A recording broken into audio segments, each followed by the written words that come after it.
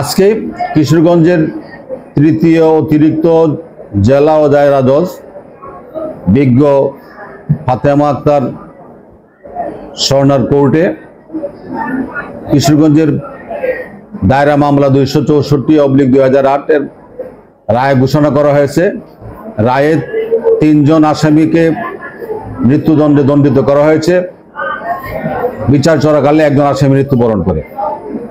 2008 সালের 6 জানুয়ারি ভৈরবের কলেজ ছাত্র মোহাম্মদ আলীকে নৃশংসভাবে খুন করে অজ্ঞাতনামা ব্যক্তিদের বিরুদ্ধে মামলা হওয়ার পরে পুলিশ তদন্ত করে আসামি সুমন এবং মরম আলীকে গ্রেপ্তার করলে তারা বিজ্ঞ ম্যাজিস্ট্রেটের কাছে স্বীকারোক্তিমূলক জবানবন্দি দেয় এবং এই জবানবন্দির ভিত্তিতে চার্জশিট হয় এবং দীর্ঘ বিচার কার্যক্রম প্রক্রিয়া শেষ হওয়ার পরে আজকে রায় ঘোষণা করা হয়। একজন মৃত্যুবরণ করায় বাকি 3 জনের বিরুদ্ধে ফাঁসির দণ্ড দেওয়া হয়। রাষ্ট্রপক্ষ বিজ্ঞ আদালতের রায় সন্তোষ প্রকাশ করছে।